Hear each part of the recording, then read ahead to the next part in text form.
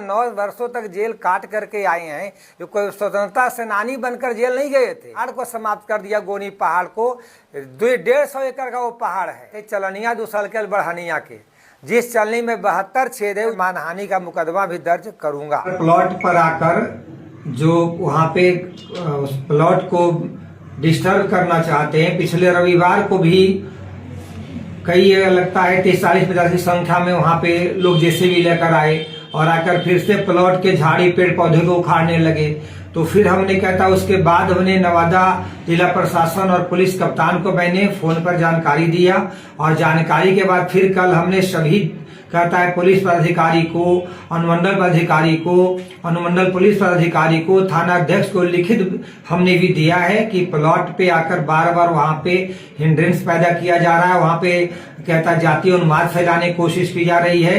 ये कानूनी रूप से गलत है और इसकी ठीक से जांच करके हमें प्लॉट को कानूनन हमें कानूनी कार्रवाई की जाए और उन लोग से मांगा जाए क्या कागजात उनके पास। आखिर बार बार किस आधार पर वो प्लॉट पे इस तरह से दंगा फसाद कराने की प्रयास कर रहे हैं, लड़ाई करने, वहाँ गाली गलौज करते हैं, वहाँ आकर डिस्टर्ब करने की कोशिश करते हैं। तो इससे कहीं कहीं दोनों पक्ष में वहाँ विवाद हो सकता है, कोई घटना घट सकती है। तो जिला प्रशासन से मैंने लिखित दिया है कि आप इस पर शीघ्र कहता है एक्शन में आए और सही से जांच करके हमें यहाँ कानूनन ढंग से जो आपको मदद करनी चाहिए ताकि प्लॉट पर कोई उस पर कहता है और अवैध रूप से दखल कब्जा ना करे और कोई हिंड्रेंस पैदा ना करे, कोई लड़ाई झगड़ा ना हो और शांति व्यवस्था काम रहे। इसके लिए मैंने आवेदन दिया है। कौन लोग हैं जो पहुंचते हैं प्लॉट पे? ये केवल कहता है नवादा के जो वर्तमान विधायक और एमएलसी हैं उनके उस दावे पर उस गांव के 8-9 लड़के, उन लड़कों का नाम हमने लिखा है। वो लड़का है मक्का यादव, अखिलेश यादव, भुटरुआ यादव, सोनी यादव, महेंद्र यादव, राजेश यादव, रंजीत यादव, चंदन यादव, छोटू यादव, ये सारे लड़के वहाँ के, इनके साथ 10-20 लड़के और ये लोग खर्चा कर देते हैं, अपना खर्च लेकर वहाँ पर खिलाते पिलाते हैं और कम उम्र के बच्चों को ललकार कर वहाँ पर ले जाते हैं। तो इन लोगों के खिलाफ भी कंप्लेन दिया गया है? हाँ, हमने दिया कि ये लोग ही जमीन पर आकर बार बार ये लोग पैदा करते हैं। जमीन पर यही लोग आते हैं उनके उठावे पर। विवाह देवी भी आई थी, विवाह देवी भी आई थी 8 दिसंबर को। फिर से सुनने में आ रहा है कि ये लोग 15-14 दिसंबर को जैसा गांव में लोग चर्चा कर रहा है कि फिर एमएलसी एमएलए पूर्व मंत्री जी आएंगे और हम लोग यहाँ पूजा पाठ करेंगे, क्या क्या तो हमें नहीं पता। गांव के लोग चर्चा कर रहे थे जो मुझे पता चला जनवरी 14-15 को। तो देखिए हमें नहीं पता, हमने तो पुलिस पदाधिकारियों को और सक्षम अधिकारियों को लिखित दिया है कि इस पर कोई अब आगे विवाद न हो ताकि कोई घटना यहाँ पर ना घटे, शांति व्यवस्था बनी रहे और जो कानूनन यहाँ पे कार्य करना चाहिए अनुमंडल अधिकारी को, थाना को, पुलिस को, उन्हें करना चाहिए। वडोखरा में बहुत सारी जमीन, आपने हरनौत में हाल में वीडियो वायरल सुना होगा, हरनौत में और बख्तियारपुर में कहीं जमीन की कब्जा करने की बात आ रही है। रजौली की बात कीजिए तो ये जितना ये जमीन है कब्जा, इनसे बड़ा भू माफिया नवादा में कौन है? रही है सैकड़ों जमीन इन्होंने कब्जा करके रखा है और दूसरे को भू माफिया कहने चले हैं। मुझे विधान परिषद सदस्य अशोक यादव जी का एक बयान सोशल मीडिया के माध्यम से सुनने को मिला है। नवादा के विधायक विभा जी, उनके पति राजवल्लभ जी, एमएलसी अशोक यादव जी बराबर गलत सलत झूठा बेबुनियाद बयानबाजी कर घंघौली गांव में अपने कुछ गुर्गे और असामाजिक लोगों और समाज के कुछ दबंगों के द्वारा राजनीतिक रंजिश की वजह से उस्काने, बहकाने और जातीय उन्माद फैलाने का प्रयास कर रहे हैं, जो कि एक जनप्रतिनिधि के लिए अशोभनीय और अन्यायपूर्ण है। उनके यहाँ कोई जाता नहीं है, बल्कि गांव के कुछ लड़कों को वो बुलाते हैं, उसको उस्काते हैं, जातीय उन्माद फैलाना चाहते हैं। सच्चाई से उनको लेना देना नहीं है। जबकि एक एमएलए और एमएलसी को एक संवैधानिक संस्था के सदस्य हैं और इन्हें समझना चाहिए कि सच्चाई क्या है। ये चाहते हैं कि एक मजबूत और पढ़ा लिखा तेज तर्रार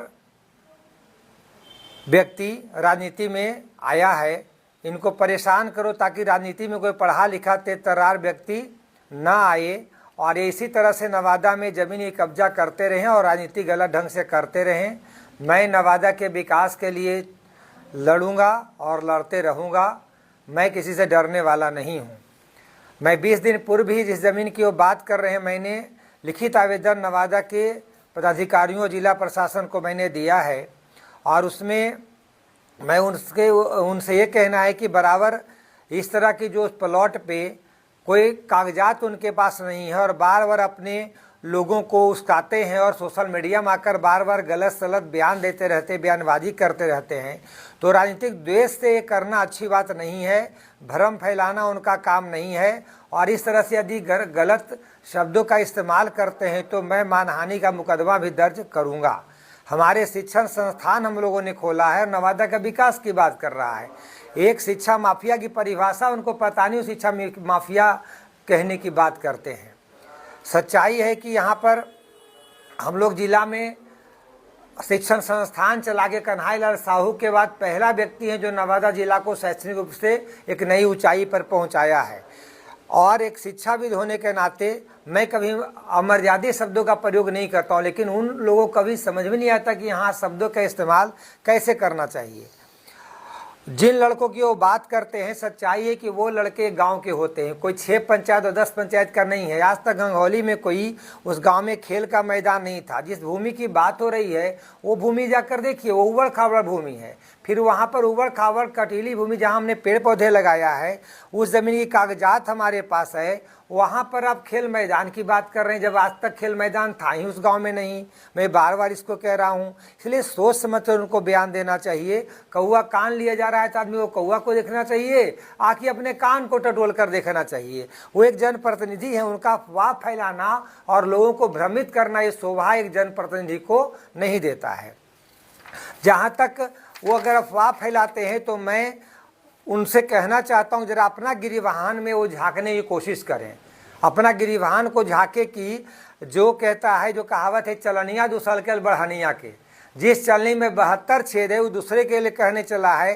गोवर्धन स्वीट जो खुला हुआ है नवादा में सर्किट हाउस के बगल में, गोवर्धन स्वीट, जिसका प्लॉट नंबर है 3139, रकबा 66 डिसमिल, उसके बगल का जो उद्योग विभाग की ज़मीन है, उद्योग विभाग की बिल्डिंग बनी, इसमें अभी कार्यालय खोलकर बाउंड्री दिया गया। वो स्पष्ट करें उसका कागजात पहले किसका है और अभी कागजात आपके नाम से और किसके नाम से, तो जांच का विषय है। जरा स्पष्ट करें को किनकी ज़मीन है, क्या इनके पूर्वजों की ज़मीन है?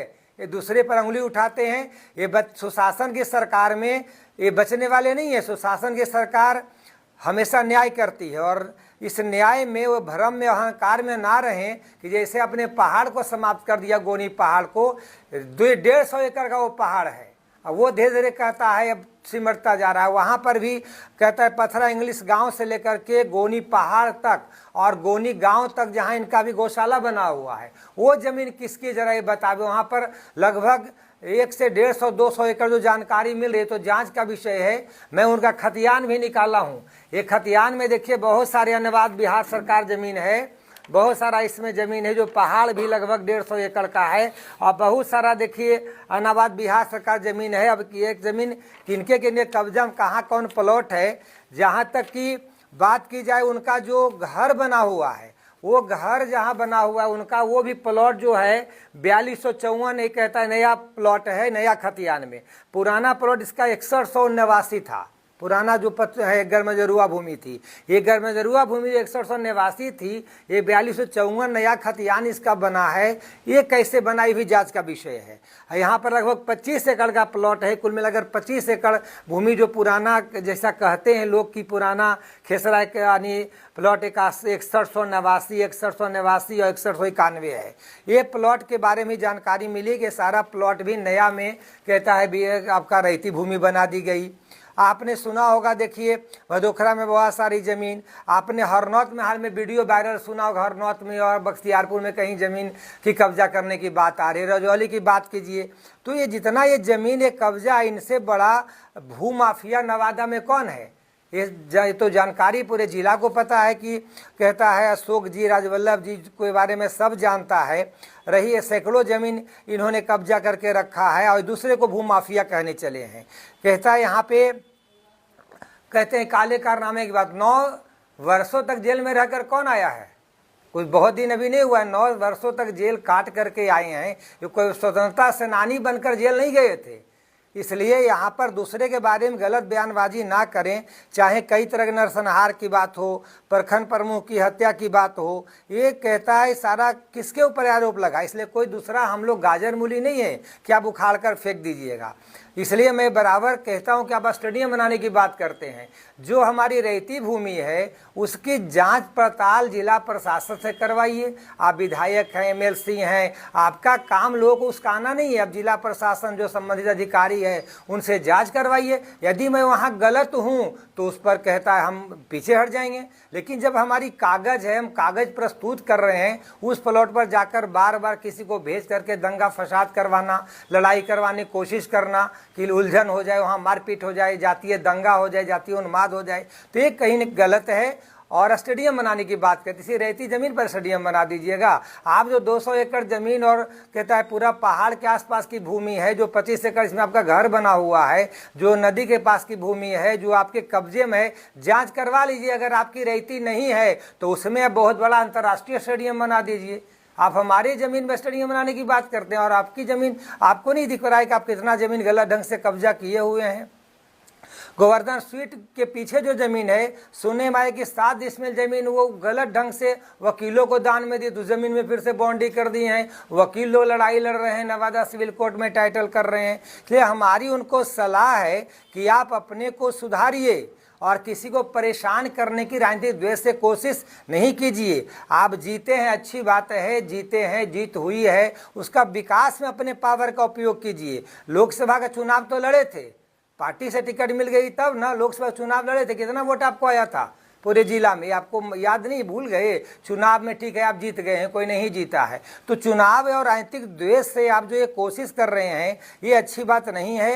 ये सुशासन की सरकार है, इसमें गलत बयानबाजी आपको नहीं करना चाहिए, सोच समझकर बयान देना चाहिए। और आपको सोच समझकर बयान देते हुए पहले कहता है कागजात की जांच करवानी चाहिए। और आप कहता है हमेशा गलत मंशा से झूठा भ्रम फैलाते हैं, लोगों को झूठा बयानबाजी करते हैं, मीडिया में कहते हैं आकर कुछ से कुछ बोल देते हैं। एक जनप्रतिनिधि के लिए शोभा नहीं देता है। और मैं जिला प्रशासन को तो मैं लिखकर पहले ही दिया हूँ, आज के 10 दिसंबर को मैंने जिला प्रशासन को लिख कर दिया था, सारे डॉक्यूमेंट्स अपना हमने प्रस्तुत किया है। आपके पास डॉक्यूमेंट्स है या जो लड़के वहाँ पर, मैं कहता है प्रशासन को सभी उन लड़कों का नाम भी लिख कर दिया है जो वहाँ बार बार जाकर वहाँ पे दंगा फसाद करने की कोशिश करते हैं, गांव के लड़के, उनका भी नाम लिख कर दिया हूँ कि वो लड़कों से मांगिए कि वहाँ पर क्या कागजात है।